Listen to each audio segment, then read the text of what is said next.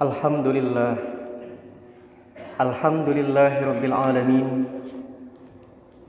Allahumma salli ala nuril anwar wasiril asrar wa tiryakil akhyar wa miftahi babil yasar Sayyidina wa maulana Muhammadinil Mukhtar wa alihil adhar wa ashabihil akhyar adada ni'amillahi wa ifdalih.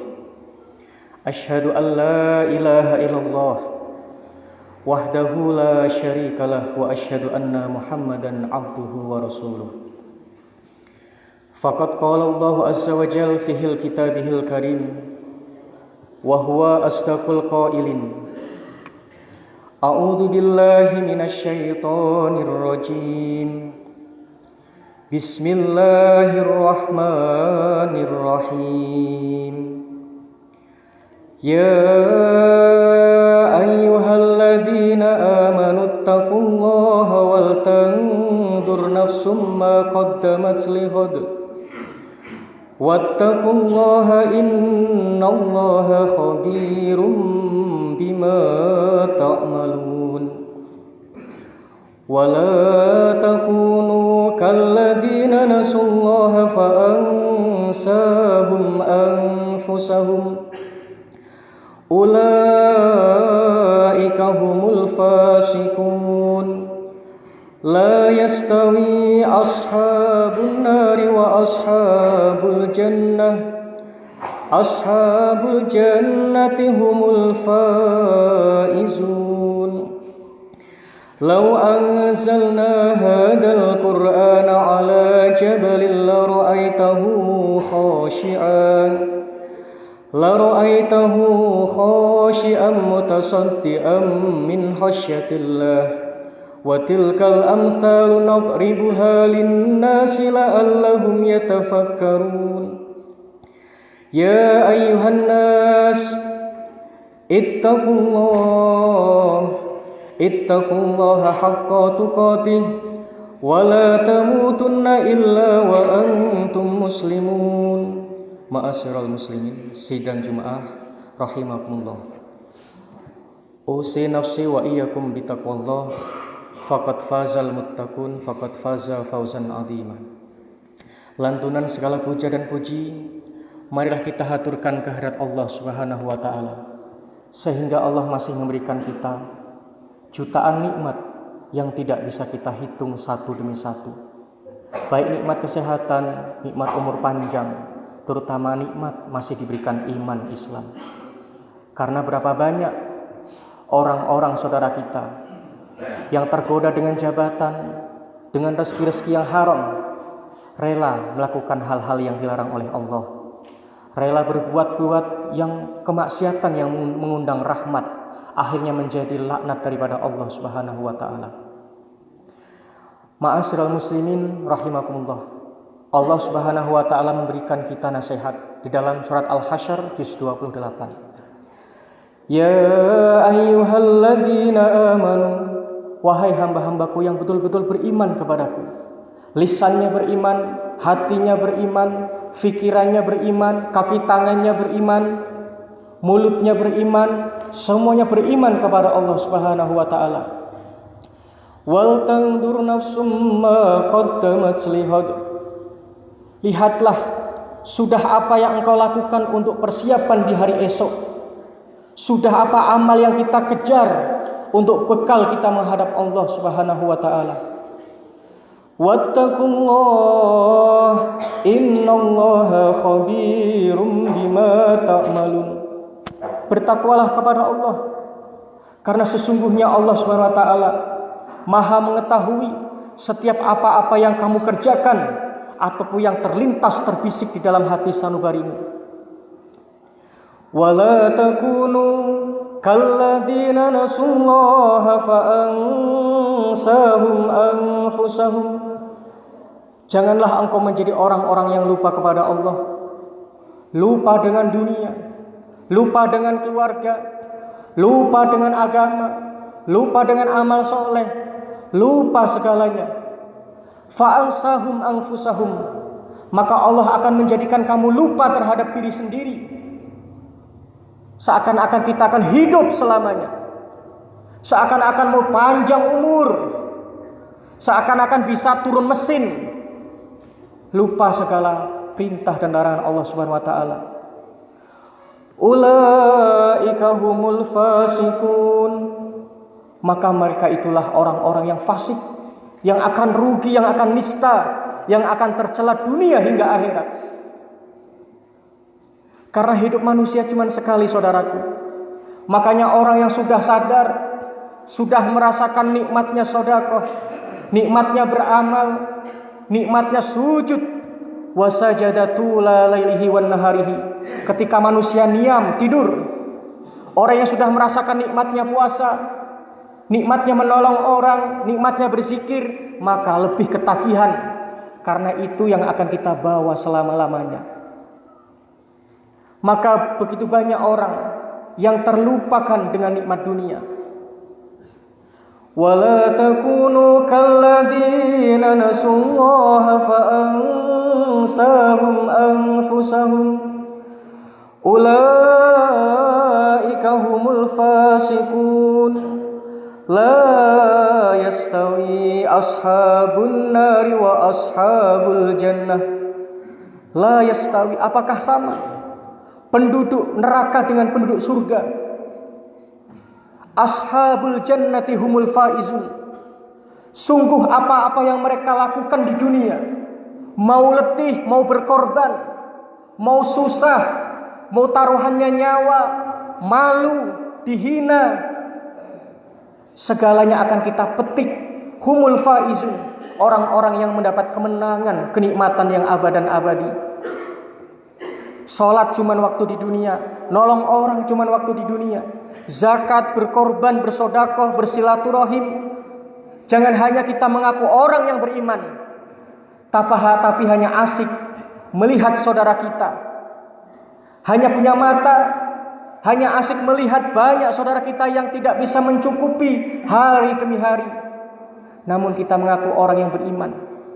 Hanya punya telinga yang hanya asik mendengar banyak fuqara, masakin, yatim, orang-orang susah yang mungkin hari ini bekerja tidak menjamin malam hari mereka kenyang. Karena banyak orang-orang berKTP Islam. Apalagi kalau mau pemilu, yang gak pernah sholat, yang gak pernah pakai sorban, yang gak pernah kurban seumur hidup, motong sapi. Karena mau nyalon presiden, mau nyalon gubernur, mau nyalon bupati.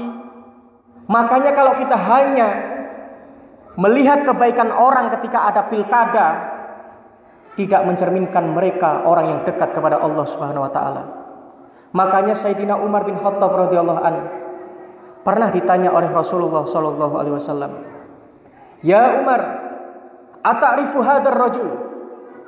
Apakah kamu tahu laki-laki ini? "Na'am ya Rasulullah, araftu." Saya mengetahui. Karena ada sebagian umat yang mendapatkan kasus mau dipidanakan. Umar seakan-akan membela. Ditanya sama Rasulullah lagi, "Ata'rifu madkhalahu wa mahrajahu min baitihi?" Apakah kamu tahu keluar masuk orang ini kemana perginya? Kamu tahu waroknya, kesuhudannya, sosialisasinya, asah-asih asuhnya, kedermawanannya? Pernah kamu makan dengan dia? Pernah kamu saling hutang-menghutangi dengan dia? Pernah kamu punya kebaikan yang belum kau tunaikan? Belum ya Rasulullah. Kamu tidak tahu laki-laki itu. Makanya kalau orang cerdas, kita punya mantu, diuji Pak. Kita mau nyari mertua, kita uji. Kita mau nyari murid yang setia, diuji. Kita mau nyari guru yang soleh dekat kepada Allah, kita uji. Sudah saya praktekkan. Tahun 2010, 2012 saya musafir keliling Nusantara, ingin mencari guru. Pakai sendal jepit, pakai baju yang murahan, saya nggak memamerkan ilmu. Apalagi mau mencari calon istri. Kalau kita tampakkan harta kita, tampakkan bicycle kita, kendaraan-kendaraan mewah, maka orang akan terpesona. Sebagian orang hanya melihat secara zahiriyah. Namun orang yang punya nur Allah Subhanahu wa taala, walaupun kita pakai sendal jepit, pakai baju-baju yang sangat murah, tapi nampak min atharis sujud, bekas sujud kita, bekas amal soleh kita, kedekatan kita, ada nur yang Allah titipkan ke dalam hati sanubari kita. Makanya banyak seorang orang yang soleh ketika mau dapat mantu, dia uji, dia bawa ke rumah kebun yang paling jelek. Maukah orang itu masih menengok anak kita dengan tulus, atau hanya melihat rumahnya bocor, dia akhirnya tidak mau mendekat? Sama, zaman dahulu pejabat itu saling menguji. Presiden menguji menterinya, menteri menguji gubernur, gubernur menguji bupati, wali kota. Karena apa? Kita ini bakal mati. Supaya mempersiapkan kader generasi yang soleh, maka perlu dengan diuji. Contoh, seorang bupati menguji camat, diajak main, diajak keluyuran, ditawarkan properti, proyek-proyek yang haram, yang untuk mengintimidasi rakyat, yang untuk merugikan rakyat. Maukah dia menerima? Oh, ternyata di ujung sana, di Sumber Jaya ada seorang camat yang sudah ditawarkan perempuan, tawarkan jabatan, tawarkan korupsi, tidak menerima. Nah, itu yang akan kita lantik 5 tahun ke depan. Sama, seorang panglima bukan cuma hanya ada kedekatan, bukan. Kalau zaman dahulu, tentara itu diuji semuanya. Diuji agamanya, diuji spiritualnya, zikirnya, puasanya, diuji tarungnya pun diuji, renangnya diuji, strategi perang diuji, semuanya. Sekarang tidak. Makanya untuk pelajaran kita, adanya pemimpin yang bobrok, adanya ulama-ulama suk yang bermunculan, hanya bermodalkan hutang Avanza, sekolah kejar paket S2, jadi tengku. Karena al ilmu fis sudur, ilmu itu di dalam hati, bukan di dalam kertas. Kecuali sedang belajar. Maka itu, kita kalau sudah mentalnya mental korupsi, mental jahat, jangan harap matinya kita yang akan di depan, yang akan mensolati kita, yang akan menguburkan kita, anak-anak kita. Jangan harap, Pak. Karena rezeki itu tidak semuanya menjadi kotoran, menjadi tinja. Sebagian diserap oleh saripati tubuh, menjadi pandangan mata, menjadi kelenjar telinga, menjadi darah, menjadi daging, menjadi sumsum, hingga menjadi saripati yang lain. Makanya hati-hati. Kayak mana Ustadz kalau sudah terlanjur? Saya dulu pernah mengalami masa kelam, pernah membunuh orang. Tidak bisa tobat segitu saja. Harus kita menyantuni anak-anak orang yang pernah kita bunuh. Kayak mana Tengku? Saya sudah pernah membakar rumah orang tanpa hak yang jelas. Kita ganti. Ada. Makanya dosa ini ada hukukul adami, ada hak sesama anak Adam, ada hak-hak yang langsung kepada Allah Subhanahu wa ta'ala. Gak bisa kalau kita mungkin membunuh hewan atau berbuat urusannya kepada Allah, cukup sholat tobat, Pak. Tapi tidak bisa kita pernah berbuat dosa besar hanya tobat, itu gak bisa diterima. Makanya banyak sekarang orang-orang yang hanya ngaji hadis tapi beli terjemahan, tidak mau belajar ilmu mustalahul hadis. Sedangkan hadis Nabi SAW ada 5 komponen. Ada hadis bil fi'li, hadis bil qauli, hadis takriri, hadis hammi, hadis ahwali. Ada ilmu jar wa ta'dil, ada ilmu mustalahul hadis, ada asbabul wurud. Karena sekarang banyak orang bersalah paham karena pingin jadi ulama, pingin jadi moderator, pingin jadi orang pengaruh, tapi nggak mau mengkaji. Makanya banyak ayat itu nasakh dan mansukhnya. Sebagaimana ada sahabat Nabi yang bernama Abu Hudzaifah. Jadi Abu Hudzaifah ini sahabat Nabi yang punya ilmu hikmah, ilmu rahasia-rahasia Allah dititipkan kepada beliau. Sahabat Nabi sampai berkata, "Ya Abu Hudzaifah, naraka ang tatakallam la yusma, famin aina akhadta?" Kamu sering berkata mutiara itu dapat dari mana ya Abu Hudzaifah? Sedangkan kami tidak pernah mendengar. Padahal kami termasuk sahabat Nabi. Famin aina akhadta? Dapat dari mana engkau wahai Abu Hudzaifah?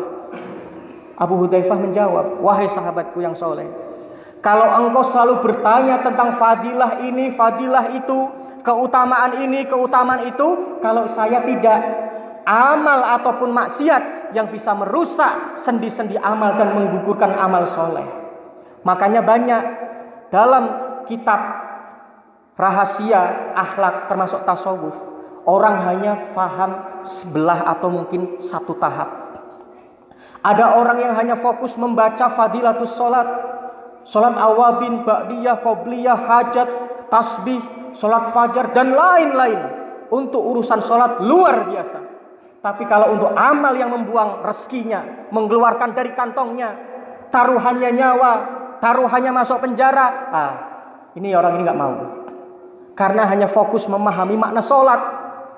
Yang orang salah faham atau gagal faham yang kedua, orang yang hanya fokus dengan makna sedekah. Di mana kampung, di mana desa, di mana pesantren ada income yang dia titipkan, minimal 10 sak uangnya, seakan-akan ngalir begitu saja. Namun kalau untuk sujud, untuk mengkaji, untuk membaca Quran berat, kalau sedekah ringan, ini pun orang yang salah dan gagal faham. Ada yang ketiga, orang yang hanya gagal faham tentang makna Al-Quran, luar biasa kejar-kejaran hataman, 1 juz, 2 juz, sampai 5 juz, tapi lupa menghayati, mentadaburi, mengamalkan isi-isi daripada firman Allah Subhanahu wa taala. Ini pun orang yang kena penyakit hati. Karena taunya hanya bacaan Quran, 1 juz sekian pahalanya. Ini pun orang yang perlu diperbaiki iman takwanya. Ada yang keempat, orang yang hanya fokus dengan puasa. Oh Pak Ustadz, kalau orang sering berpuasa Senin Kemis, Ayyamul Bid, puasa Daud, puasa-puasa para nabi, bisa memasuki surga Ar-Royan. Kalau hanya puasa Ramadan, cuman Ramadan, surga Ar-Royan kita tidak bisa mencicipi seperti apa nikmatnya. Puasanya rapih, tapi untuk jihad, untuk menyuarakan hak kebenaran berat, apalagi yang berupa duit. Ini pun orang yang penyakit hati. Yang kelima, penyakit hati yang selanjutnya, orang yang hanya selalu membaca kalimat sabar, hadis Nabi sabar, oh sabar deh akan indah pada waktunya. Hei, tidur temu terlalu miring. Sedangkan Allah Subhanahu wa taala berfirman, tidak akan mengubah suatu kaum hatta yuhayyiru ma bi anfusihim, kecuali kita mau ikhtiar, mau berdoa, bertawakal kepada Allah Subhanahu wa taala. Apakah kita sabar? Agama, peraturan demi peraturan sudah mulai diretas, dikocar-kacirkan oleh pengkhianat bangsa. Kita ini manusia yang tidak ingat nasib anak kita. Kalau kita hanya diam, jangan berharap Pak, anak-anak kita masih bisa bersujud di rumah Allah. Sudah berapa masjid-masjid di kota dirobohkan dengan alasan Pemda ini itu, untuk membuat gedung ini, untuk membuat bioskop. Makanya orang Islam harus melek politik. Tahun 98, anak muda kita kalau tidak pesantren tidak tahu sejarah kelam Indonesia. Dari zaman Singosari, Majapahit, Sultan Malikus Soleh, Kasepuhan Cirebon, Ternate, Sultan Mahmud Shah, Iskandar Muda, sampai Kesultanan Banten, nggak tahu. Apalagi zaman VOC, zaman Mataram, apalagi zaman PKI, tidak tahu. Kalau yang di TV hanya nampak 6 jenderal, padahal kalau Bapak tahu, yang dibunuh ribuan jenderal, bintang 1, bintang 2, bintang 3. Ulama ribuan, rakyat jutaan Pak. Karena mereka ini sudah pakai taktik yang sangat luar biasa. Islam ini kuat, masih ada orang-orang karomah yang kuat luar biasa, nggak makan pun kuat. Tapi kalau dengan banjirkan uang, masukkan anggaran, mereka akan terlena, akan gigit-gigitan sendiri, akan cari proyek sendiri, akan fitnah-fitnahan sendiri. Ketika mereka sudah barisannya terputus-putus, masukkan pelaturan-pelaturan yang sudah kita rancang. Ketika sudah sukses semuanya, baru gaji-gaji kita dipotong. Itu harus tahu. Karena Islam itu tidak cukup dengan sholat. Para wali songo memperbaiki ekonomi Indonesia. Jangan sampai kita diretas oleh orang-orang asing. Karena hubbul waton minal iman, cinta negara ini sebagian daripada iman. Nabi kenapa sering perang? Karena mempertahankan Islam, mempertahankan agama, mempertahankan kedaulatan negara Islam. Maka sebagian orang yang sudah makan uang haram, oh Nabi mah ceramahnya lembut, Nabi gak pernah kasih kata siapa.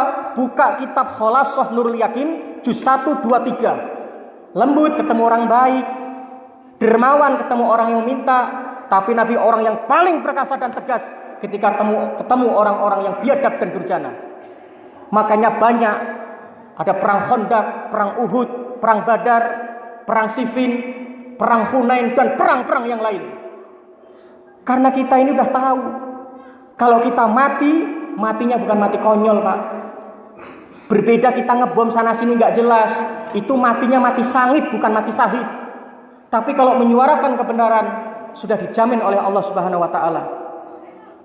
Makanya kita harus sadar, kita hidup cuma sekali, saudaraku. Maka ramaikanlah masjid, pengajian, hormati, cintai guru-guru kita yang masih hidup. Karena sudah banyak yang mati, baik mati ditikam maupun diracun maupun dipakai dengan segala macam cara. Alasannya setiap menangkap orang gila. Harus tahu, kita dekatkan diri kepada Allah Subhanahu wa taala. Karena kalau sudah sebuah bumi, rakyatnya, pejabatnya sudah dolim, sudah rajin maksiat, maka nunggu kemaksiatan dan malapetaka beserta musibah. Maka zaman Umar bin Abdul Aziz, ketika terjadi gempa, maka dipanggil para gubernur. Ya gubernur, maksiat apa yang kau lakukan di muka bumi ini, sehingga Allah menggoncang bumi yang tidak bersalah, sehingga Allah menurunkan azab dan laknat. Langsung dipanggil di gubernur. Kau maksiat apa? Rakyatnya pun.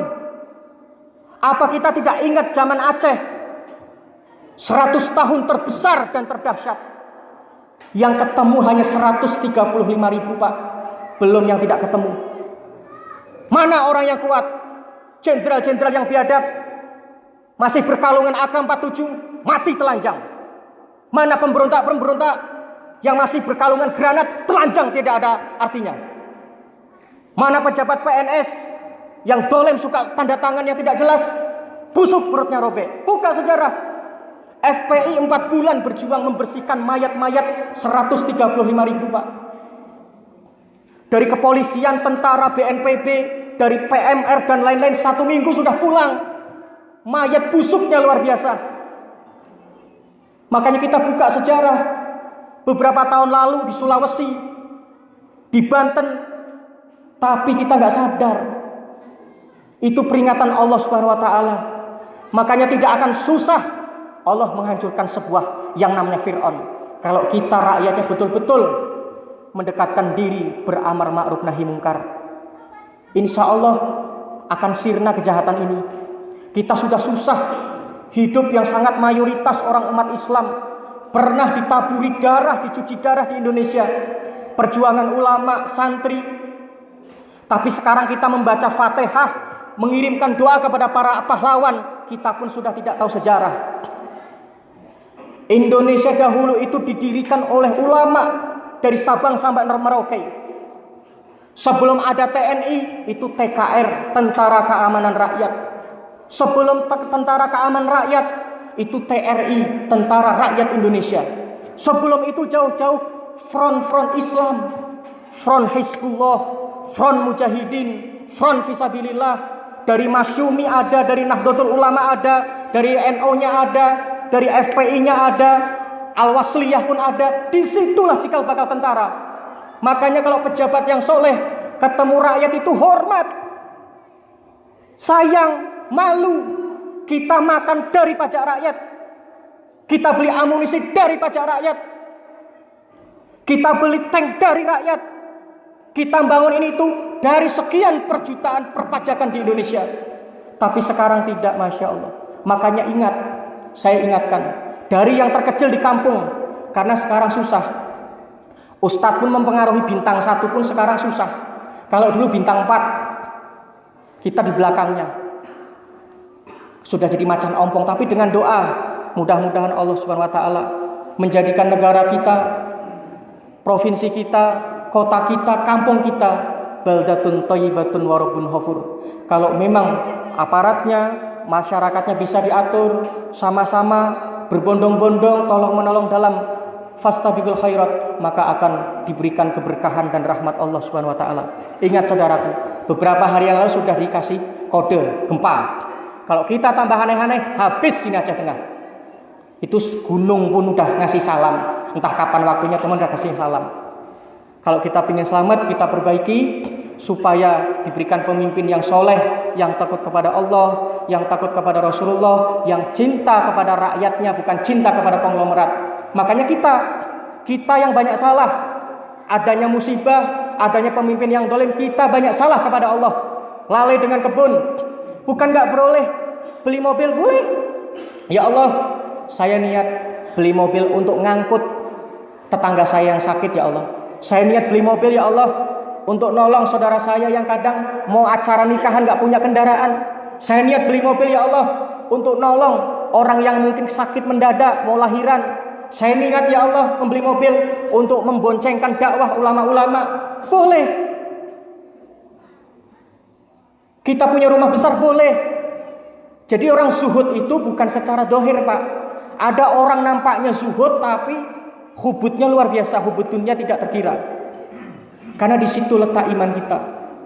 Semoga nasihat kita bermanfaat untuk diri khotib pribadi dan juga untuk saudaraku. Intinya, garis bawah nasihat ini, kita hidup cuma sekali. Janganlah bosan kita membaca Quran, nolong orang, menitipkan rezeki kita di kantong-kantong ulama, kantong fukoro, masakin, janda, duafa, berzikir. Karena kita itu mati akan dimatikan dengan apa yang kita kerjakan. Falyamutu lil asya.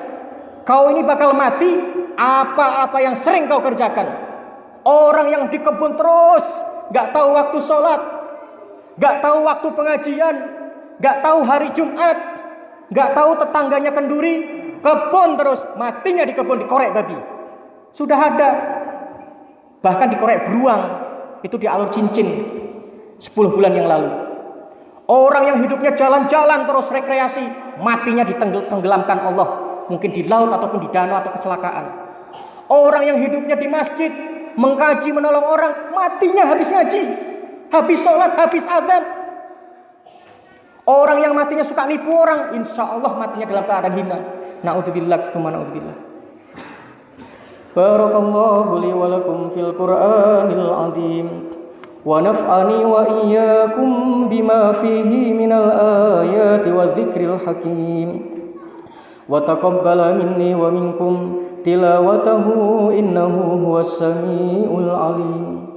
Aqulu qawli hada wastaghfirullahal azim li wa lakum wa lisairil muslimin wal muslimat wal mu'minin wal mu'minat fastaghfiruh innahu huwal ghafurur rahim.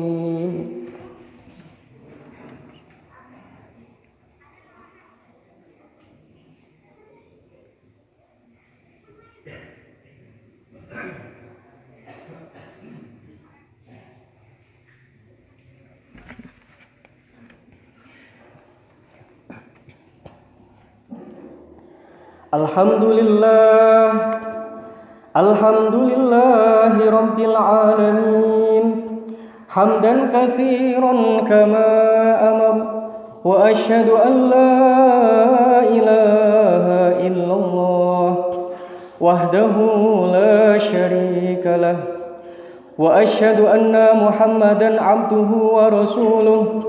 Wa'lamu anna Allah subhanahu wa ta'ala shalla ala nabiyhi qadima wa amarna bidzalika irsyadan lana wa ta'lima wa qad qala Allah azza wa jalla wa lam yazal qailan alima inna Allah wa malaikatahu yusalluna 'alan nabi ya ayyuhalladzina amanu sallu 'alaihi wa sallimu taslima.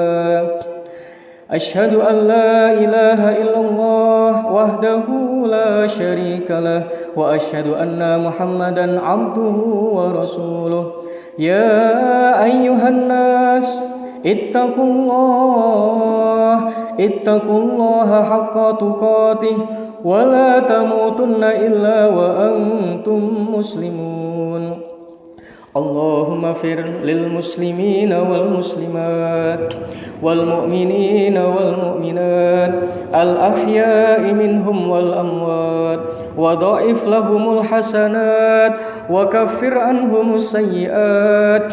اللهم اكشف عنا الهلاء والبلاء والوباء والفحشاء والمنكر والشدائد والبق والسيوف المختلفة ما ظهر منها وما بطن من بلدنا هذا خاصة ومن بلدان المسلمين عامة إنك على كل شيء قدير.